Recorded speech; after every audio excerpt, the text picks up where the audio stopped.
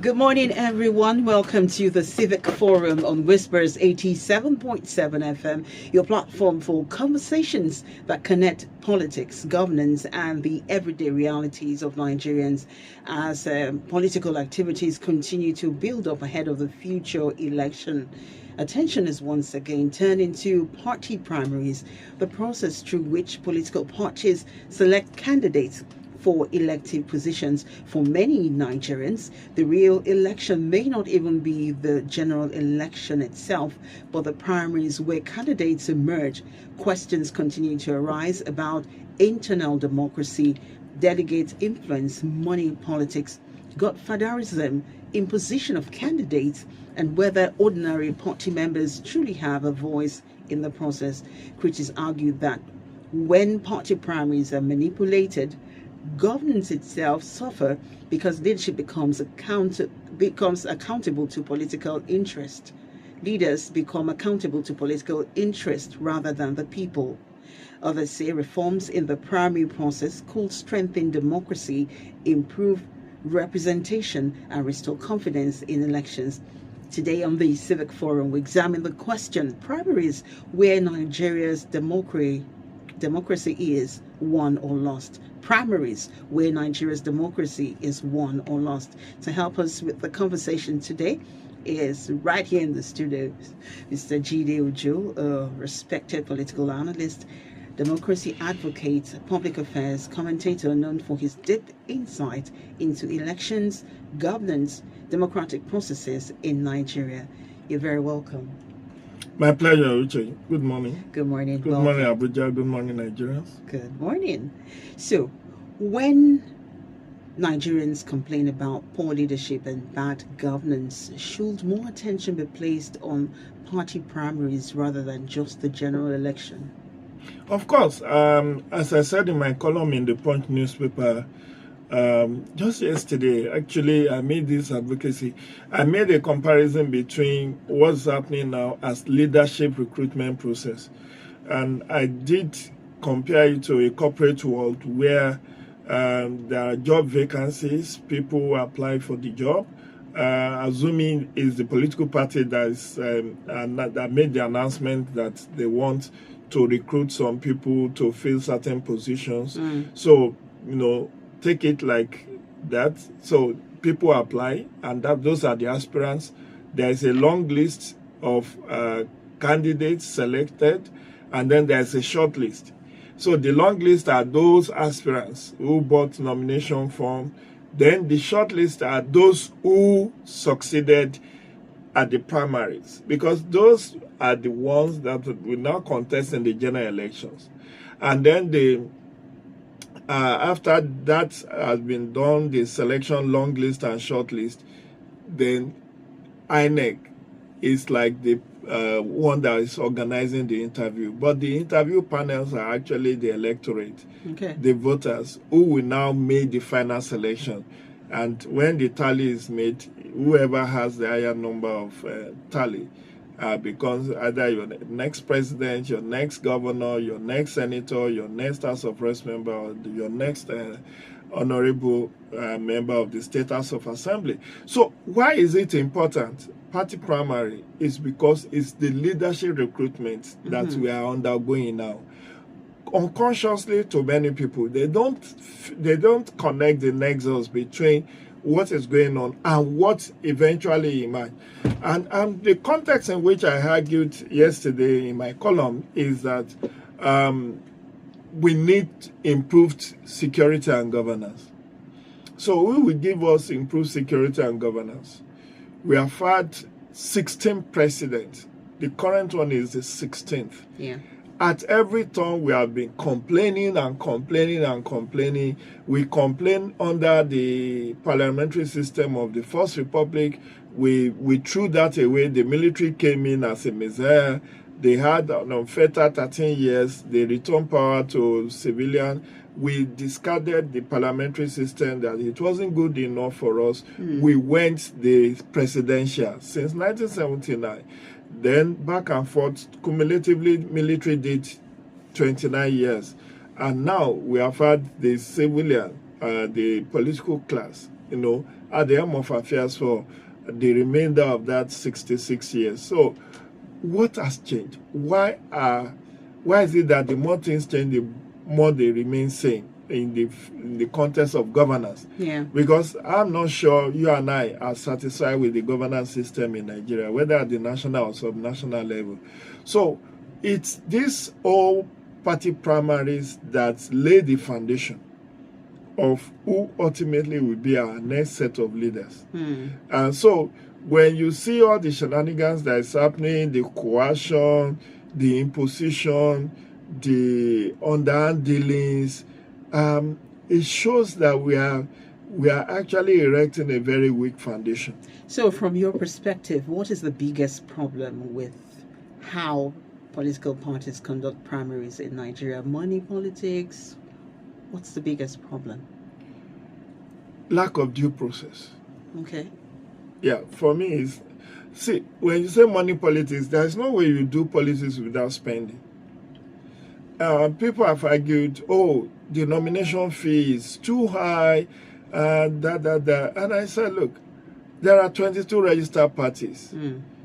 If you don't have the money being demanded by APC, the 100 million, the 50 million, the 20 million, the 10 million, the 5 million, go to another party that is even willing to give you nomination form free. There are those options. We have 22 registered parties. So it's not mandatory that you have to ply your political trade in APC. In fact, other parties are charging next to nothing in terms of nomination, expression of interest and nomination fee. Yeah. I like what NDC is doing by saying, don't pay for the two at the same time.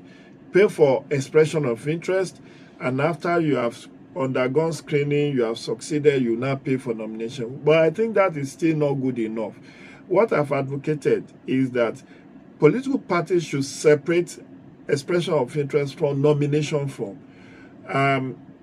It's deceit is obtaining by false pretense to combine expression of interest and nomination form, when you know that only the successful candidate will be nominated. And you see that the nomination form carries higher weight. For instance, out of the 100 million APC is charging for presidential nomination, only 30 million is expression of interest. 70 million is the actual nomination. Out of 50 million, 10 million is expression, 40 million. And this money is non-refundable. So if you know that for each of those positions, you are nominating one person, why do you have to collect money from hundreds of people? So the advocacy for me to demonetize the politics is that let people pay expression of interest, which is reasonable. And then when they have succeeded, after the primaries is when they have succeeded, you have collated that across these constituencies, these are the winners. Then you ask them, pay your nomination form. This nomination form that these candidates are going to be paid for, INEC is not getting one dime. No political party is paying shishi to INEC out of this million. I learned yesterday, reading in Punch newspaper, that APC made 5.5 billion naira from sales of governorship nomination forms alone. 101 aspirants allegedly collected the expression of interest and nomination form. But you could still see that out of this so-called 5 billion plus that they allegedly made from sales of only governorship nomination form and expression of interest, they still do shambolic, direct primaries where people as presiding officers are skipping numbers. You see the footage. Yes, 1, 2, 3, 7, 10, 15, 20, 25, 50, 75, and then you see about 50 people on queue. You announce 3,000 have voted. That is shambolic. But the aspect that many people concentrate, oh, money politics, you can't do politics without spending money. Even the party that gives you free nomination will not bankroll your campaign. And there's 150 days of campaign to be done. After, in fact, I said on several media platforms that the least amount you spend, the least, is that nomination and expression of interest fund. That's the least amount. Whether you got it for free or you got it for 100 million. Look, the section 80, is it 82 or 88 of the Electoral 2026 says you can spend up to 10 billion for presidential campaign. 10 billion. For governor, 3 billion. You get House of Reps, I think, and Senate, I think 250 million, down the line. Now, for something, for the law to even allow you to spend up to 10 billion, how much is 100 million from 10 billion? So which brings the question, candidates who spend so much money, huge sum, just to secure party tickets, how does this affect governance once they eventually get into office? You know the answer. We need to know the answer. You should know the answer. Tell us that the answer. They will have to recoup their investment. Because political investment is part of political corruption we see. Somebody gets to spend 10 billion. Let's even leave it at that. A presidential aspirant, a presidential candidate has the liberty to spend up to 10 billion. Assuming that is his personal funds, is he running a charity? Now, when he becomes the president, we have had, and it's available online, the Nigerian president does not receive up to 2 million naira salary in a month.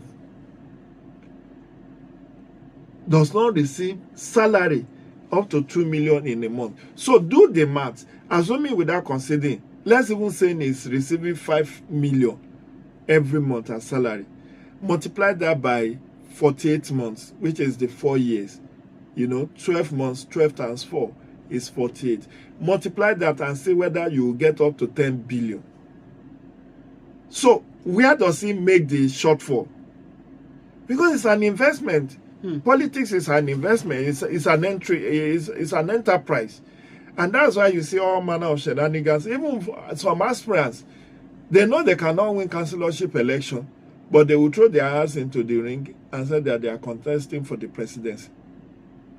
You know why? Why? Because they want to be settled. So they want to negotiate. Say, my brother, in Bauchi State, there are about 15 aspirants contesting for today's governorship. In Kwara, almost similar number. In Oyo, similar number. 15, 15, 15. So the motive seems to be different. Yes, motives are different. Because, and that's it. Who settles these people? When you say you are negotiating, assuming somebody is an aspirant and you feel that this person is playing the role of a spoiler, you call him aside and say, my brother, we are from the same senatorial zone. This thing, if you contest, you are going to divide my vote. Please, step down. Say, Mazi, how can I step down now? I spent 50 million on my campaign. 50 million. If you can settle me 50 million, I'll drop out. I will announce my withdrawal from the race. You negotiate back and forth. Meanwhile, the person may just have spent only money for nomination and expression of interest. So, assuming he spends, maybe House of Reps, he spent 10 million, and he's able to negotiate with the preferred anointed candidate that he has spent 50, and maybe after they did back and forth, the guy gave him 20, he has made 100% profit on investment. So, there are different levels of political investment. That's what people don't know. So there are the legit, there are the illegit. This thing I'm telling you, you will not see any agreement written anywhere. There will be no lawyer signing. There will be no contract signing. Everybody just knows. It's part of people who have contested election will tell you this. So some people, they want to play. See, there are those who want to have their 5 minutes of fame. That's why they want to contest. They cannot win. They know they will not win. But they will throw their ass into the ring. Maybe they have some slush fund they want to just... So, I said this on a media platform last week. When APC did the primary in 2022, there were about 45 to 50 aspirants. 45 to 50. In fact, that's when I know I'm poor. Because ahead of that, I said, who will buy up nomination for 100 million? And is the person stupid? Where will you get that kind of money? I didn't know I was wrong. But when I saw the number swelling like a Jebu Gari soaked in water, I knew that there is money in this country. But how many people actually went to the primaries? Only about 3 or 4. Out of that number, people will just say, on the floor, on that day, about 15 to 20 out of the... Many stepped down ahead of that day, but on that day, I saw many past governors who threw their hands into the ring, stepping down. Now, out of those who stepped down, we have Gosu Akpabio, he's now number 3. We have Uju Kennedy Ohaneye from Anambra, who was made Minister of Women Affairs after the victory of President Bola Tinubu. So different levels of settlement happens in politics. We keep seeing the same political faces. They keep returning to power.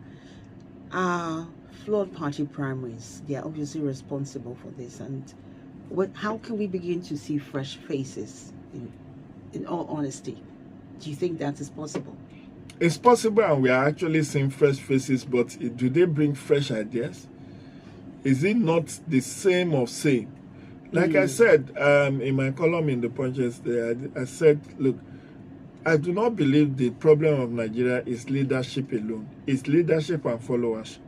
Because it's from the followership you recruit the leaders. Yeah. You understand? If tomorrow you decide to go and contest, and you are going to be a broadcaster and a politician, your address will change. But it's from the same pool of ordinary Nigerians that you are going to emerge, and then you become a distinguished senator.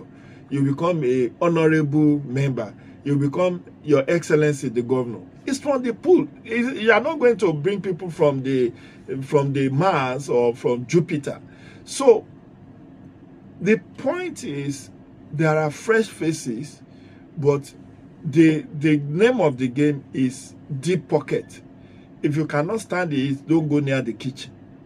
And that's why you see some unfavored aspirants crying. I don't want to mention them so that I don't embarrass them. Crying, I supported you. I supported you. Why would you not allow me to contest? Why did you work against me? Because power is sweet. We saw a former governor. We saw another senator who is crying. I don't want to mention names because we are on it. But you see, why? Yeah. If they do have a very good business that is yielding more than... When Obama became president, he said he was poorer as a president of US than he was when he was ordinary citizen. But in Nigeria, him as a councillor, you start buying property left, right, and center. Because the system is such that you can make easy money. Money you cannot make in oil and gas. Money you cannot make in Nollywood. See my brother that cried out yesterday that my supporters were not allowed to vote, so I'm withdrawing from the race. After 3 terms, he wants to go forth. There are Methuselahs in National Assembly now that have just won their primaries for the 6th, for the 7th term. But it's allowed. Yeah. You see, even in US, for legislative assembly, it is believed that you mature. Because Joe Biden, the former president of US, actually was in the US Senate for 34 years. 34 years. People like Senator Ted, is it Ted Cruz or that way? I'm trying to remember.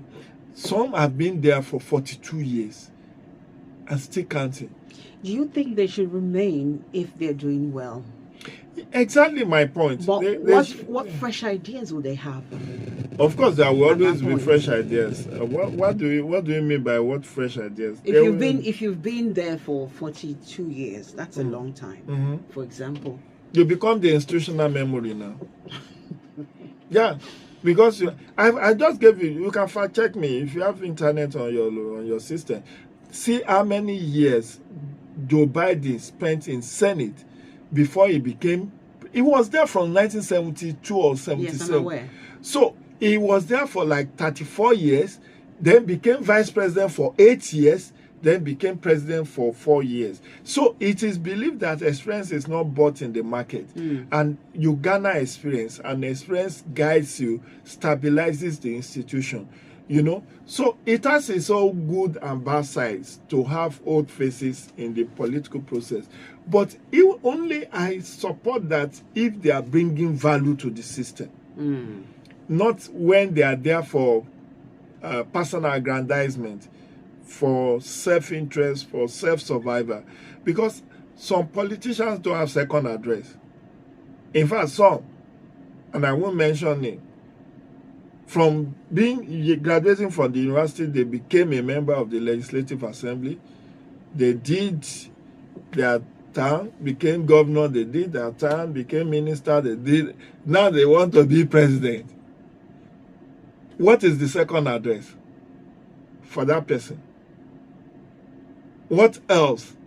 Where else? Is it in the corporate world that person has garnered experience? Or is it in the private sector? Or is it in the public sector? Someone who just graduated. And we have not just one, not two, several of them like that, who never really are not tested administrator. They just got backed up by godfathers and godmothers, and then they grow in politics and they live large on the Commonwealth. So, what role should INEC play in regulating party primaries without interfering excessively in party affairs? The exact role they are playing now, which is to observe the process, set the rules. That's all.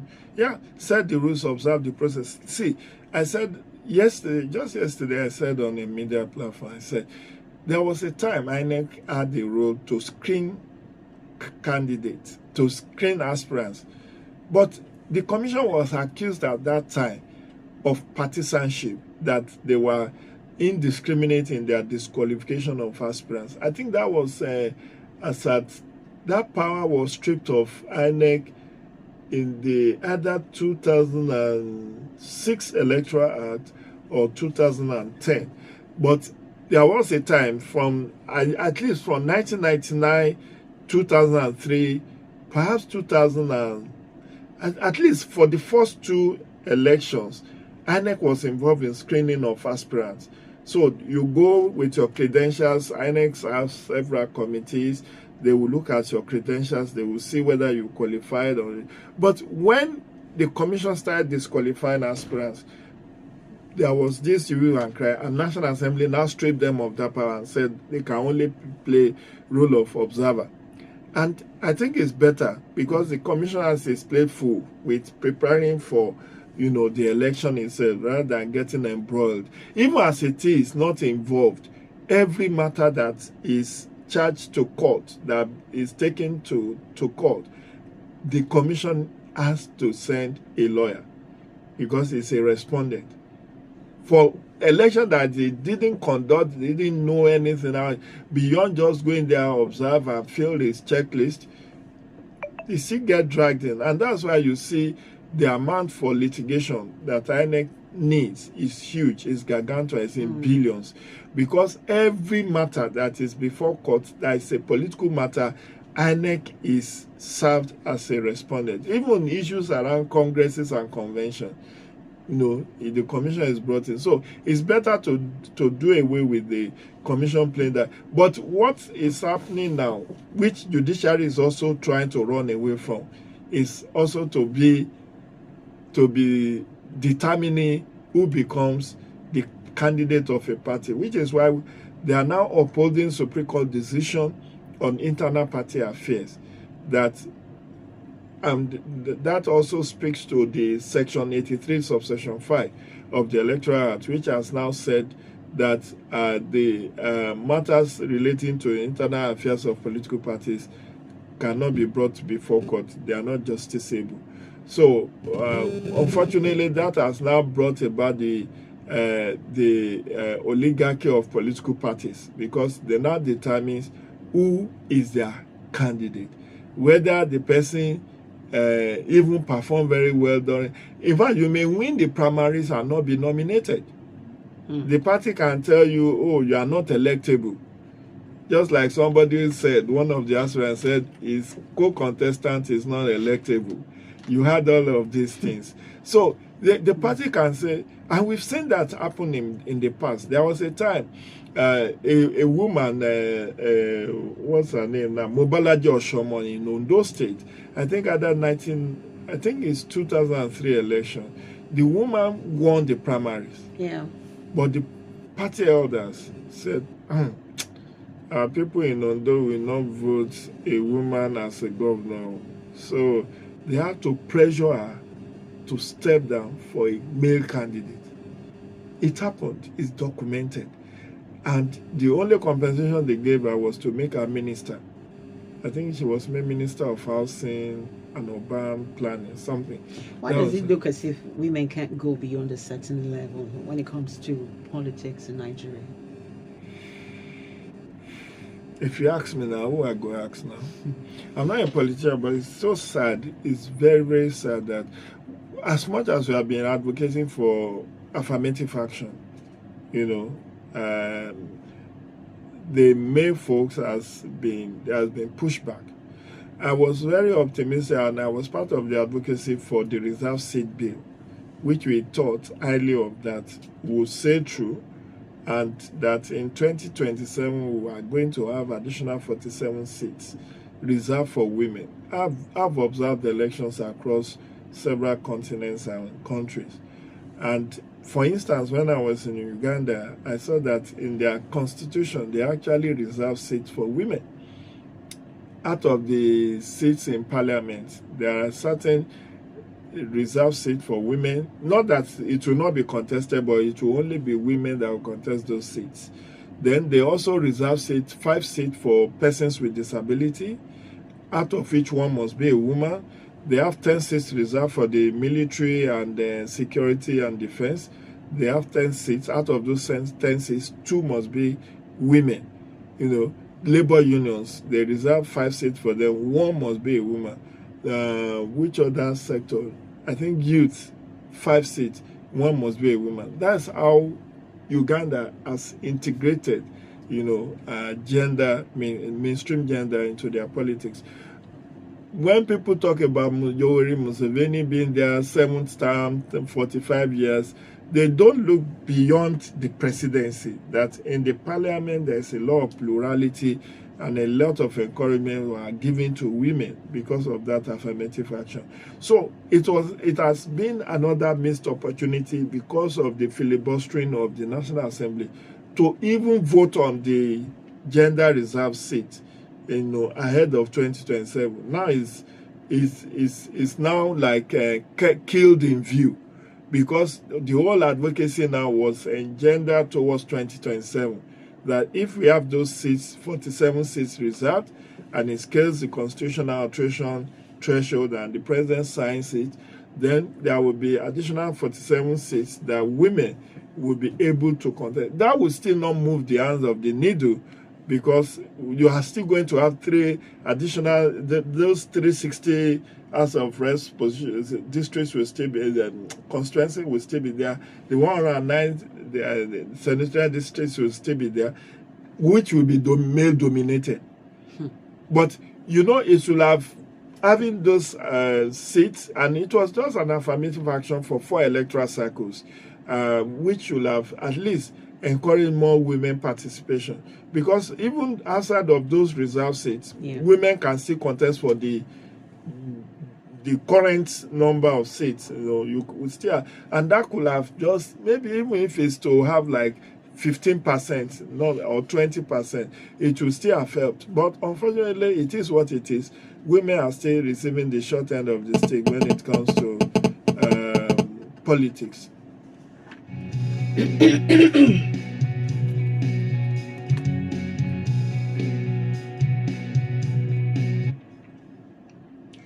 Well, that's all we have time for on the Civic Forum on Whispers 87.7 FM. I have been speaking with Mr. Jide Òjó, a respected political analyst, democracy advocate, and public affairs commentator, known for his deep insight into elections, governance, and democratic processes. Thank you so much for your time. Thank you for coming on the program. My pleasure, Uche. Nice meeting you. Nice being here. My debate experience. All right, thank you. Also, remember, the health of any democracy